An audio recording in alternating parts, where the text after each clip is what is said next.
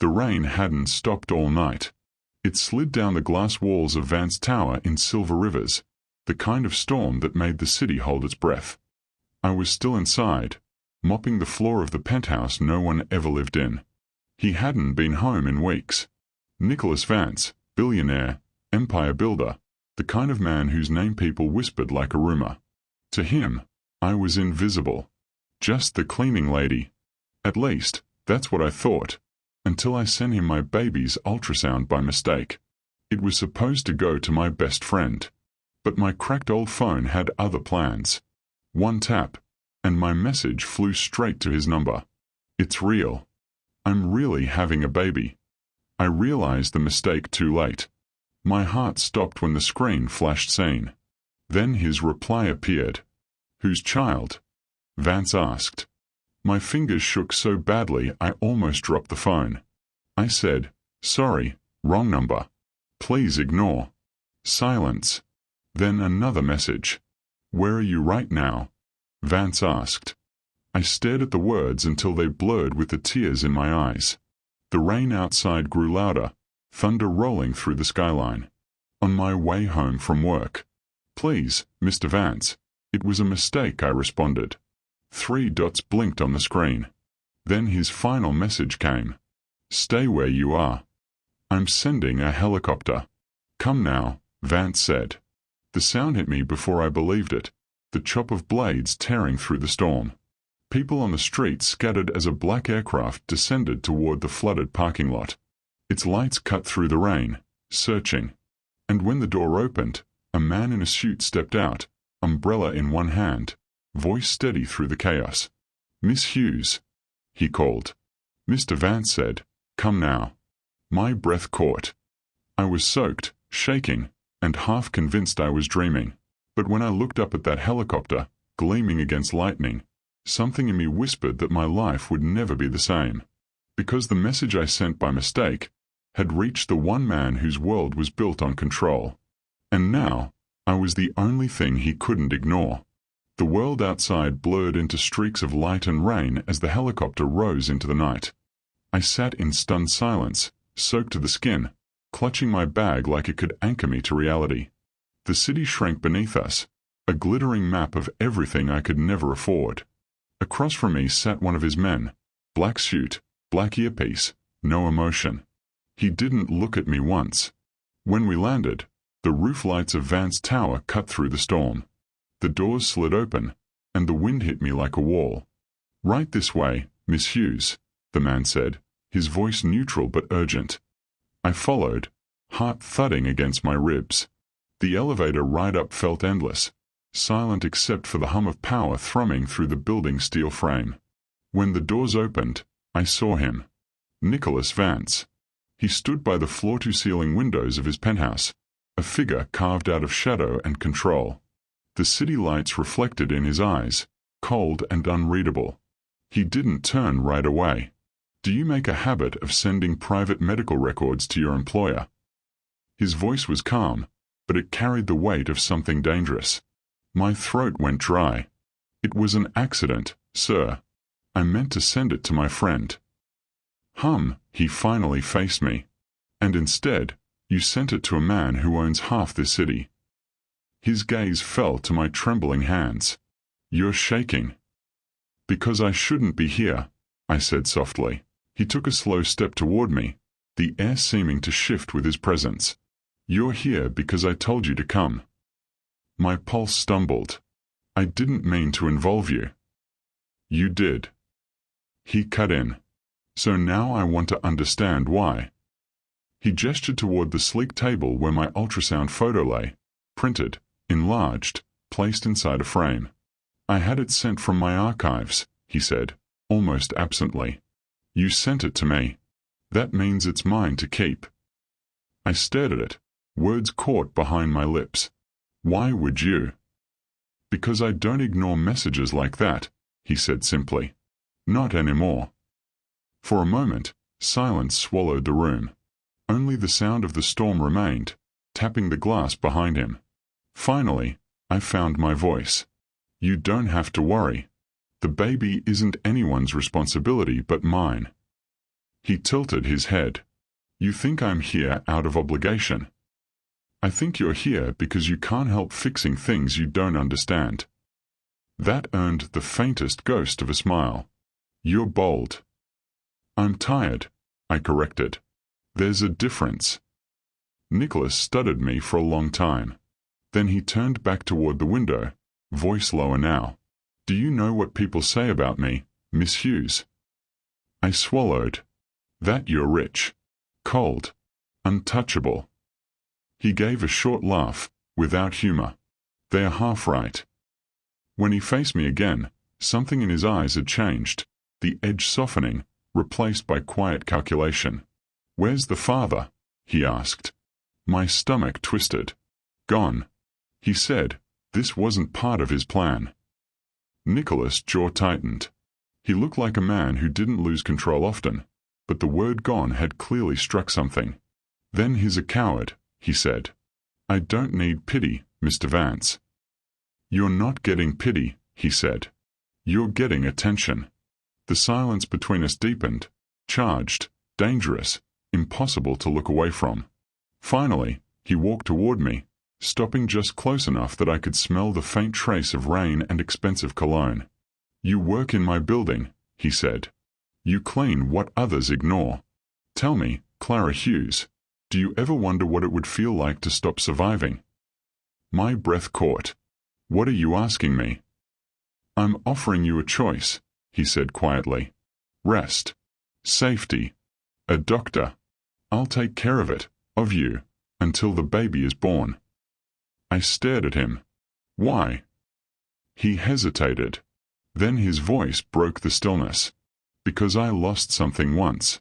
Someone. And I never want to feel that helpless again. He walked past me then, hands in his pockets, eyes distant. Stay here tonight. The rain's not letting up. My staff will get you dry clothes. I should have refused. I should have run.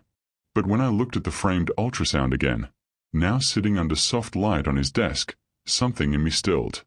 It wasn't just a photo to him anymore. It was a reminder of something he'd buried. Hours later, I lay awake in the guest room of a billionaire's penthouse, wrapped in sheets that smelled like cedar and memory. Down the hall, the sound of rain still whispered against glass. And somewhere, in the quiet, I realized something that scared me more than the helicopter, more than his power, more than anything. I didn't feel afraid anymore. I felt seen. The week after that strange night blurred into long shifts and sleepless mornings. Clara forced herself back to work, pretending the billionaire's world hadn't touched hers. Yet every time her phone vibrated, her heart jumped, half dread, half hope. Then, on a Wednesday afternoon, the marble corridor tilted beneath her feet. The mop clattered, the world turned white, and she hit the floor.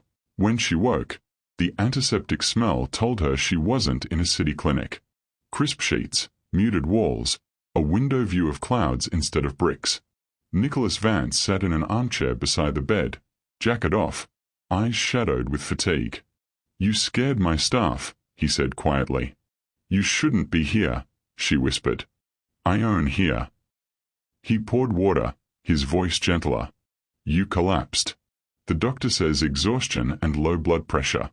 You'll rest, for as long as I decide. She tried to protest, but his tone left no space between command and concern. When he left the room, she caught her reflection in the glass. For the first time, she didn't see a cleaner. She saw someone he refused to let disappear. Recovery came with silence. Clara was moved to the penthouse suite, a place of impossible stillness. Every surface gleamed, yet a single locked door at the end of the hall stayed untouched. One evening curiosity won. She turned the handle. Inside was a nursery, tiny shoes, a crib half assembled, a blanket folded with military precision. Dust muted the pastel colors. Nicholas found her there. She was 6 months along, he said from the doorway. A drunk driver. Clara turned, guilt flooding her. I'm sorry. He nodded once. So am I. That night he left a note on her breakfast tray. Eat. Sleep. The world tried to break you, Don't let it finish the job. N. The note trembled in her hands long after she'd read it. By weeks end the outside world intruded. A photo leaked, Clara leaving Vance Tower with a guard. Headline screamed, Billionaire's cleaner carries his child. Cameras camped outside her building. She begged Nicholas, please, clear my name. His reply was clipped. Let them talk. They'll find another story tomorrow. It's my life, not your stock price, she snapped. His expression flickered, surprise, then respect. That night he sent flowers instead of an apology and a handwritten card. I forget sometimes that not everyone was born to be watched. Meanwhile, inside the company, whisper spread that someone close to Nicholas had leaked the picture. He started an internal audit. Clara sensed it wasn't only the press that wanted her gone. Storms seemed to follow them. One late night she found him in the glass-walled lounge, tie undone, drink untouched. You still blame yourself, don't you? She asked. His laugh was raw. Every morning. He looked at her ultrasound photo, now framed on his desk. Then you sent this. It reminded me the world still makes new heartbeats. Her throat tightened. You can't save me by saving what you lost. Maybe I'm saving myself. The words hung heavy. She stepped closer. He didn't move. Their first kiss was slow, almost reverent, less desire, more recognition. When they parted, he whispered, stay. She shook her head. Not yet. He let her go, but the look he gave her said soon. The next morning, chaos.